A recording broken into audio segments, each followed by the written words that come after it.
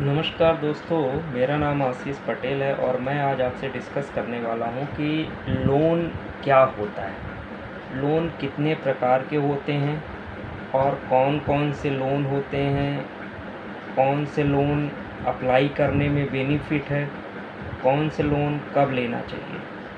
दोस्तों, लोन के कई प्रकार होते हैं, जैसे कि आपका पर्सनल लोन हो गया, होम लोन हो गया, बिज़नेस लोन हो गया, लोन अगेंस्ट प्रॉपर्टी हो गया, कार लोन हो गया, गोल्ड लोन हो गया। ये लोन के प्रकार हैं। अभी बैंक जो है तो लोन को कई कैटेगरी में बांट रखा है। मेजर लोन के दो पार्ट होते हैं, सिक्योर लोन और अनसिक्योर्ड लोन। सिक्योर लोन वो लोन होते हैं जो कि किसी आपके प्रोडक्ट को, जैसे कि आपका प्रॉपर्टी है, आपका गोल्ड है या आपकी सिक्योरिटीज़ है, इन सब के अगेंस्ट अगर आप कोई लोन लेते हैं तो इसको सिक्योर लोन बोला जाता है। दूसरा लोन होता है अनसिक्योर्ड लोन। अनसिक्योर लोन जो होता है वो आपके क्रेडिट हिस्ट्री, आपके फाइनेंशियल स्टेटस और आपके रिपेमेंट स्थिति के हिसाब से बैंक आपको लोन देता है। और जनरली जो अनसिक्योर्ड लोन होता है वो सिक्योर लोन से ज़्यादा एक्सपेंसिव होता है। लेकिन जिन लोगों के पास सिक्योरिटी नहीं है, कोलेट्रल नहीं है, उनको भी लोन की ज़रूरत पड़ती है, तो वो लोग अनसिक्योर्ड लोन ले सकते हैं। अब अनसिक्योर्ड लोन के दो पार्ट होते हैं, एक पर्सनल लोन होता है, एक बिज़नेस लोन होता है। पर्सनल लोन जनरली उन लोगों के लिए होता है जो सैलरीड क्लास के लोग होते हैं, जॉब करते हैं और उनको किसी तरह की इमरजेंसी फ़ंड की ज़रूरत पड़ जाए, जैसे कि मान लीजिए किसी के घर में शादी है या कोई मेडिकल इमरजेंसी आ गई या कोई टूर पे जाना है या किसी भी तरह का अचानक काम पड़ जाए और उनको फ़ंड की ज़रूरत पड़े शॉर्ट टर्म 36 महीने के लिए, 24 महीने के लिए, 12 महीने के लिए, और वो लोन लेना चाहते हैं तो क्या करें? वो पर्सनल लोन ले सकते हैं। पर्सनल लोन देने में बैंक जो है वो जिनको लोन लेना है उनका फाइनेंशियल स्टेटस देखता है, उनका सैलरी देखता है और इसके अलावा ये देखता है कि इनकी जितनी इनकम है उस इनकम के साथ इनका कोई पहले से लोन तो नहीं चल रहा है। अभी इनकम है 50,000 और ऑलरेडी 50,000 की उनके पास लाइबिलिटी है, जिसमें से 40,000 EMI जा रही है। ऑलरेडी उनको बच्चों की फ़ीस है, पढ़ाई लिखाई है, घर का खर्चा है, तो बैंक उस चीज़ को कंसीडर नहीं करता। वो सिर्फ उस इनकम को कंसीडर करता है कि अगर आपकी 50,000 इनकम है तो बैंक 50% यानी 25,000 तो ये समझ लेता है कि भैया ये तो डेली एक्सपेंस घर चलाने के लिए खर्च हो जाएगा, बचेगा 25,000। अब 25,000 में आपका कोई पहले से तो लोन नहीं चल रहा है। अगर लोन चल रहा है तो कितनी EMI दे रहे हैं? अगर 25,000 में आप 15,000 EMI दे रहे हैं तो फिर बैंक आपको नेक्स्ट जो लोन देगा वो सिर्फ 10,000, जितनी EMI आप पे कर सकते हैं उतना ही लोन देगा। तो इसीलिए आप छोटे छोटे लोन ना लेके एक ही जगह से एक ही बार में लोन लें, एक ही बार की ज़रूरत को पूरा करें। टुकड़े में बार बार लोन लेने से नुकसान ही होता है, क्योंकि बार बार आपको प्रोसेसिंग फ़ीस देना पड़ता है, बार बार फोरक्लोजर चार्जेस देना पड़ते हैं और कई अकाउंट मेंटेन करने पड़ते हैं। कई बार आपको EMI देने में मैनेज करना पड़ जाता है। इसलिए कोशिश करें कि एक लोन बड़ा लोन लें और उसी के थ्रू आप बाकी सारी चीज़ों को मैनेज करें। और बार बार छोटी छोटी ज़रूरतों में बार बार लोन लेने से आपको बहुत ज़्यादा फाइनेंशियल लॉसेस होते रहेंगे, आपको पता भी नहीं चलेगा, आपका पैसा धीरे धीरे लोन में ही ज़्यादा खर्च होता रहेगा। तो इसलिए लोन लेने के लिए पूरा प्लान करें और अपने ज़रूरत के लिए, अपने ज़रूरत के हिसाब से पूरा उसी के हिसाब से लोन लें। दूसरा लोन होता है अनसिक्योर्ड के अंतर्गत बिज़नेस लोन, जैसे सेल्फ एम्प्लॉयड हैं या अपना बिज़नेस करते हैं जिनका टर्नओवर 1 करोड़ से नीचे है, 1 करोड़ से ऊपर है और उनके पास कोई कोलेट्रल नहीं है, घर नहीं है जो कि वो मॉर्गेज कर सके, दुकान नहीं है, सब कुछ किराए पे है और बिज़नेस चल रहा है। तो जिनका बिज़नेस 3 साल पुराना है, बैंक उनको लोन अनसिक्योर्ड लोन दे देता है। पहला तो क्राइटेरिया यही होता है कि 3 साल पुराना बिज़नेस होना चाहिए, उसका 3 साल पुराना कोई डॉक्यूमेंट होना चाहिए, जैसे कि बिज़नेस का कोई रजिस्ट्रेशन होना चाहिए या बिज़नेस का डिटेल होना चाहिए जो आपने 3 साल कंप्लीट कर लिया हो। बैंक ये देखता है कि 3 साल का जिनको लोन दे रहे हैं उनको एक्सपीरियंस होना चाहिए। दूसरा चीज़ है कि लोन के साथ आपको अनसिक्योर्ड लोन बिजनेसमैन के लिए लेने के लिए 3 साल के फाइनेंशियल की रिक्वायरमेंट होती है। फाइनेंशियल के अंतर्गत आता ITR, computation of income, balance sheet, profit and loss account, audit report और ऑल एनेक्शर। इसके अलावा अगर आपका कोई लोन चल रहा है तो बैंक उनका सैंक्शन लेटर और उनका रिपेमेंट शेड्यूल भी मांगते हैं। इसके अलावा आपको आपके बैंक की 1 साल या 6 महीने के करंट अकाउंट की स्टेटमेंट मांगता है बैंक। बैंक की स्टेटमेंट जनरली बैंक ये देखता है कि आपके कोई कितने बाउंसेस हैं या बाउंसेस नहीं हैं, एवरेज बैलेंस कितना आ रहा आपका, आपके बैंकिंग में कितनी ट्रांजैक्शन है और जो ट्रांजैक्शन हो रही है वो आपके फाइनेंशियल से मैच कर रही है या नहीं कर रही है। तो जनरली अगर आपका बैंक में खाता है तो आप एक कोशिश करें कि चेक आप तभी इशू करें जब आपके खाते में बैलेंस हो, अदरवाइज़ आपका चेक बाउंस हो जाएगा।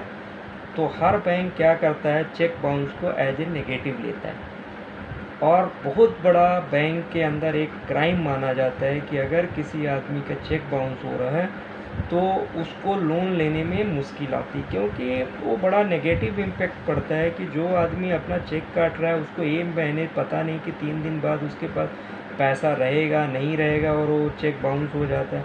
तो बैंक ऐसे लोगों को अनसिक्योर्ड लोन देने में ना 10 बार सोचता है। तो इसलिए कभी भी आप चेक काटें तो बिल्कुल भी आप ये चेक कर लें, श्योर कर लें कि आपके अकाउंट में पैसा रहेगा, तभी आप चेक काटें। फिर बैंक आपका देखता है पैन कार्ड, आधार कार्ड, ये आपका KYC होता है जिसके अंदर आपका नाम होता है, आपका डेट ऑफ बर्थ होता है, आपका सिग्नेचर होता है, ये सारा चीज़ होता है। इसके अलावा बैंक को अनसिक्योर्ड लोन के लिए आपका GST रजिस्ट्रेशन चाहिए और GST रिटर्न चाहिए। GST रिटर्न के अंदर 2 होते हैं, R1 और 3B। R1 जो होता है वो मंथली जाता है, 3B क्वार्टरली जाता है। तो ये सब चीज़ें आपस में लिंक है। R1 जो एक मंथली जा रहा है वही क्वार्टरली 3 महीने का जाएगा। तो बैंक के सब चीज़ों का कनेक्शन होता है, आपके फाइनेंशियल का, आपके बैंकिंग का और आपके GST रजिस्ट्रेशन का। ये सब चीज़ों से आपको ऐसा कोशिश करें कि ये सब चीज़ों में आपका मैचिंग होना चाहिए। कोई भी अगर आपका मिसमैचिंग चीज़ है तो किसी कारण से, तो उसका आपके पास जस्टिफिकेशन होना चाहिए। तो आप अप्लाई करने के लिए आप ये सब चीज़ें फाइल बना सकते हैं और बैंक क्या करता है, बैंक में आप जाके डायरेक्ट अप्लाई कर सकते हैं। लेकिन अगर आप एक बैंक में अप्लाई कर रहे हैं तो सिर्फ एक ही बैंक का ऑप्शन रहेगा। तो अगर आपकी जान पहचान में कोई DSA है, अगर आपको DSA की जानकारी चाहिए तो इस वीडियो के डिस्क्रिप्शंस में आपको एक वेबसाइट का लिंक मिलेगा जिसका नाम है www.mortgage-loan-credit-card-insurance-investment-offer.in। ये बहुत बढ़िया वेबसाइट है। इसमें लोन के अंदर लोन से related secure, unsecure, working capital, इन सब चीज़ों की बड़ी डिटेल में जानकारी दी गई है और इसके नए नए आर्टिकल आते रहते हैं जो आप पढ़ोगे तो आपको लोन की A to Z जानकारी बनती जाएगी। तो आप इस वेबसाइट का जिसका इस वीडियो के डिस्क्रिप्शंस में है वहाँ पे जाके आप इसको ओपन करिए। यहाँ पे ओपन करके आप इसको पढ़िए, देखिए, तो आपको काफ़ी कुछ इन्फॉर्मेशन मिल जाएगी।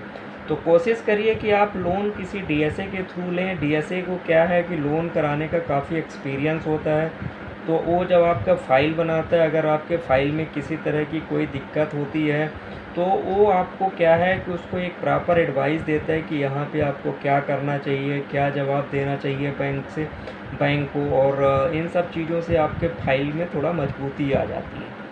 और कल को आपको बैंक से सर्विस की भी ज़रूरत पड़े तो आप DSA के थ्रू क्या कर सकते हैं कि आप अगर बैंक में तो इतने कस्टमर हो कि बार बार आपको प्रायोरिटी सर्विस तो मिल नहीं सकती, तो आप DSA चूँकि बैंक से रोज़ उनका काम होता है, उनका एक पर्सनल अटैच होता है, तो आप उनके थ्रू सर्विस भी अच्छी ले सकते हैं अगर आपके रिलेशन DSA से अच्छे बने हुए। तो कोशिश करें कि DSA के थ्रू भी आप लोन अप्लाई कर सकते हैं। फिर हम बात करेंगे सिक्योर लोन के। सिक्योर लोन के अंतर्गत आता है जैसे कि आपका होम लोन हो गया या लोन अगेंस्ट प्रॉपर्टी हो गया। तो अगर चलिए हम अगर आपको होम लोन लेना है तो होम लोन तो हर किसी को कभी ना कभी लेना पड़ता है, क्योंकि होम लोन कोई छोटा मोटा अमाउंट में मेट्रो सिटी में तो घर मिलता नहीं। अगर आप एक 1 BHK का भी लोन घर लेते हैं तो 20-25 लाख रुपए में मिलता है, और एक मिडिल क्लास आदमी 20-25 लाख रुपए एक बार में जमा नहीं कर पाता। तो लोन लेने के लिए आपको होम लोन की ज़रूरत पड़ती है। तो आपको होम लोन में क्या होता है, एक पार्टिकुलर आपको अमाउंट 10% 15% जमा करना पड़ता है। रेस्ट अमाउंट आप लोन करा सकते हैं 15 साल 20 साल 25 साल तक के लिए आप लोन करा सकते हैं। पर दोस्तों आप ये जान लीजिए कि जितना आप लॉन्ग टाइम के लिए लोन कराते हैं, लोन का उतना ही एक्सपेंसिव लोन कहलाता है। क्योंकि लोन में पहले बैंक क्या करता है, पहले इंटरेस्ट रेट चार्ज करता है, बाद में जो है आपका प्रिंसिपल अमाउंट घटता है। तो कल को आपने 10 साल लोन चलाया, फिर आपने जो उसको बंद करोगे तो आपको फोरक्लोजर चार्ज तो चाहे वेव भी करा सकते हैं, लेकिन आपने 90% तो आपने EMI पहले ही दे चुके हो। तो आप ये कोशिश करें कि लोन को ऐसा प्लान करें कि ज़्यादा टेन्योर के लिए ना लें, बल्कि आप ज़्यादा से ज़्यादा जितना फंड आपको ज़रूरत हो सिर्फ उतना ही लें और जल्दी से जल्दी उसको ख़त्म कर दें। होम लोन में जो पेपर की रिक्वायरमेंट होती है वो होती है, आपका इनकम प्रूफ चाहिए, चाहे आप सैलरीड हो सेल्फ एम्प्लॉयड हो। सैलरीड है तो सैलरी स्लिप चाहिए, और बिजनेसमैन है तो आपको आपका फाइनेंशियल चाहिए। बाकी वही बैंक स्टेटमेंट चाहिए। जो प्रॉपर्टी आप ख़रीद रहे हैं तो उसकी बुकिंग रिसीप्ट चाहिए, उसका पेमेंट प्लान चाहिए, और उसके जो पूरी चैन है वो सब लीगल कराने के लिए होता है। प्रोसेस के अंदर बैंक क्या करता है, फाइल प्रोसेस करने के बाद आपके प्रॉपर्टी का लीगल कराता है, आपकी वैल्यूएशन कराता है, बिजनेस इनकम देखता है, क्रेडिट विजिट कराता है। इन सब करने के बाद आपका लोन सेंक्शन करता है या रिजेक्ट करता है। दोस्तों लोन में ना आपको एक बड़ी इम्पोर्टेंट चीज़ है आपका सिविल। आज की डेट पे कोई भी NBFC हो, कोई भी बैंक हो, कोई भी सोसाइटी हो, कोई भी प्राइवेट फंडर हो, सब लोग सिविल देखते हैं।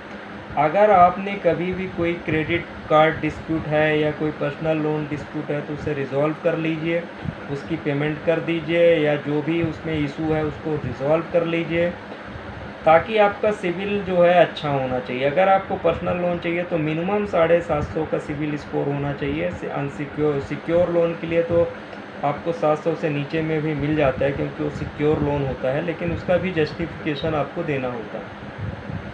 अब आपको बात करेंगे लोन अगेंस्ट प्रॉपर्टी। जो होम लोन है वो आप किसी और पर्पज़ के लिए बैंक से लोन नहीं ले सकते, वो सिर्फ आप होम के लिए ही ले सकते हैं, क्योंकि RBI की गाइडलाइन।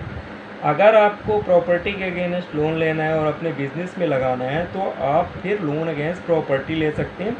लोन अगेंस्ट प्रॉपर्टी के भी 2 पार्ट होते हैं, एक होता है ओवरड्राफ्ट फैसिलिटी OD लिमिट, और एक होता है टर्म लोन। तो टर्म लोन में जनरली क्या होता है, आपने लोन ले लिया, जिस दिन से ले लिया उसी दिन से ब्याज लगेगी, उसका मंथली आपकी EMI जाएगी। पैसा आप यूज़ करो ना करो, घर पे रखो, लेकिन आपको EMI हर महीने देना पड़ेगा। जितने साल के लिए आपने 180 महीने 15 साल के लिए लिया या 10 साल के लिए लिया, आपको उतने साल तक EMI देते रहना है, और धीरे धीरे हर महीने आपका लोन से थोड़ा आपका EMI कटती रहेगी। EMI के साथ आपका प्रिंसिपल और इंटरेस्ट दोनों कम होता जाएगा। तो लोन अगेंस्ट प्रॉपर्टी भी आपका बिजनेस लोन से रेट ऑफ इंटरेस्ट कम होता है, और बैंक का कोई रिस्ट्रिक्शंस नहीं होता कि आप इस पैसे को कहाँ यूज़ कर रहे हो, शादी में यूज़ कर रहे हो, बिज़नेस में यूज़ कर रहे हो। ऐसा नहीं है कि आप उस पैसे को कोई ऐसे अनलीगल काम में लगा सकते हो, क्योंकि उसमें थोड़ा रिस्ट्रिक्शंस तो होती है। लेकिन आप बिज़नेस ज़्यादा पूछताछ नहीं होती कि बिज़नेस में आप कैसे यूज़ करोगे, क्या है, लेकिन ये पूछा जाता है कि आपका जो यूज़ ऑफ एंड क्या है, इस पैसे को आप कहाँ यूज़ करोगे। बैंक इस चीज़ को ज़रूर पूछता है। तो लोन अगेंस्ट प्रॉपर्टी में आपको 3 साल का फाइनेंशियल जो आपकी प्रॉपर्टी है उसका जो है, तो आपको प्रॉपर्टी के पेपर चाहिए, उसकी पूरी कंप्लीट चैन चाहिए, उसका लीगल वैल्यूएशन कराता है बैंक। इसके अलावा आपका इनकम एलिजिबिलिटी निकालता है। इसके बाद आपका क्रेडिट विजिट होती, क्रेडिट आपसे बात करते हैं। इन सब चीज़ों के बाद आपका लोन जो है वो सेंक्शन होता है, और उसके बाद आपको सेंक्शन लेटर मिलता है, आप एग्रीमेंट साइन करते हैं, और आपके अकाउंट में फंड ट्रांसफ़र हो जाता है, और अगले महीने से आपकी EMI जाना शुरू हो जाती है। That is the term loan. और इसी का एक पार्ट है ओवरड्राफ्ट फैसिलिटी, बिजनेसमैनों के लिए होता है, और भी लोग ले सकते हैं। ओवरड्राफ्ट फैसिलिटी बहुत बढ़िया प्रोडक्ट है। इसमें क्या होता है, आपका एक करंट अकाउंट खुलता है, बैंक उसमें आपकी एक लिमिट फिक्स कर देता है आपके प्रॉपर्टी वैल्यू का 65%, 70%, इवन 75% तक भी बैंक चला जाता है। डिपेंड करता है प्रॉपर्टी की क्वालिटी क्या है, आपकी रेसिडेंशियल प्रॉपर्टी है, कमर्शियल प्रॉपर्टी है या इंडस्ट्रियल प्रॉपर्टी है, उसमें क्राइटेरिया अलग अलग है और अलग अलग प्रॉपर्टी के हिसाब से अलग अलग अमाउंट का लोन मिलता है। और ओवरड्राफ्ट में ये है कि आपने जितना भी यूज़ किया, मान लीजिए अगर आपकी 1 करोड़ की लिमिट और आप यूज़ कर रहे हैं सिर्फ 1 लाख, वो भी आप 10 दिन के लिए यूज़ कर रहे हैं, तो उसमें कोई EMI की झंझट नहीं होती। 1 लाख रुपए आपने 10 दिन यूज़ किया तो 10 दिन का जो इंटरेस्ट रेट बनेगा आप वो पे कर दीजिए, या इंटरेस्ट और प्रिंसिपल दोनों पे कर दीजिए। तो जो आप फिर आपकी लिमिट उतनी ही बन जाएगी जैसे क्रेडिट कार्ड के अंतर्गत होती है। और इसका रेट ऑफ इंटरेस्ट भी ज़्यादा नहीं होता, लेकिन ये ना रोज़ रोज़ की EMI की झंझट नहीं होती। और आपको जो है ना, तो इसमें कोई ज़्यादा रोज़ का ब्याज भी ज़्यादा नहीं लगता। तो बिजनेसमैन के लिए ओवरड्राफ्ट फैसिलिटी बहुत बढ़िया है। ओवरड्राफ्ट फैसिलिटी आप FD के अगेंस्ट भी ले सकते हैं, सिक्योरिटी के अगेंस्ट भी ले सकते हैं, अपने प्रॉपर्टी के अगेंस्ट भी ले सकते हैं। तो मैं ये सजेस्ट करूँगा कि अगर आपको कभी लोन लेना पड़े टर्म लोन, तो टर्म लोन से अच्छा है कि आप वर्किंग कैपिटल ले लें। अगर आपको पैसा आना जाना चालू रहता है, अगर एक जगह आपका पूरा फिक्स खर्च नहीं करना है तो ये लोन के पार्ट होते हैं दोस्तों। और अगर लोन की और भी आपको जानकारी चाहिए तो इस वीडियो के डिस्क्रिप्शंस में लिंक मिलेगा वेबसाइट का www.mortgage-loan-credit-card-insurance-investment-offer.in का। वहाँ पे आप जाके personal loan, home loan, business loan, credit card, loan against property, OD limit, insurance, सब की जानकारी मिल जाएगी एक ही पॉइंट में। आप वहाँ पे अप्लाई भी कर सकते हैं, डोर स्टेप सर्विस भी आपको मिलेगी। और दोस्तों अगर ये जानकारी आपको इन्फॉर्मेशन अच्छी लगी है तो आप हमारे YouTube चैनल VIP कैपिटल को ज़रूर सब्सक्राइब करें। अगर आप सब्सक्राइब करते हैं और बेल आइकन बटन दबाते हैं तो आपको बीच बीच में जब भी हम वीडियो अपलोड करेंगे, नई इन्फॉर्मेशन आएगी तो आपको नोटिफिकेशन मिलेगा और आपको एक वैल्यूएबल फाइनेंस से रिलेटेड जो है इन्फॉर्मेशन मिलती रहेगी। क्योंकि फाइनेंस एक ऐसा प्रोडक्ट है कि हर किसी को कभी न कभी ज़रूरत पड़ती रहती है। तो जब आपको अगर इन्फॉर्मेशन है तो आज की डेट में पावर जो है वो इन्फॉर्मेशन ही पावर है। कोई आपको बैंक में आपको किसी तरह का आपको चीटिंग नहीं कर सकता, उसके लिए आपको इन्फॉर्मेशन की ज़रूरत है। हमारे इसमें ब्लॉग है, आप ब्लॉग पढ़ते रहिए, आर्टिकल पढ़ते रहिए और वो सब आपको तभी मिलेगा जब आप इस चैनल को सब्सक्राइब करें। और अगर आपको इन्फॉर्मेशन अच्छी लगी है तो आप चैनल को लाइक करें, शेयर करें। थैंक यू, धन्यवाद, नमस्कार।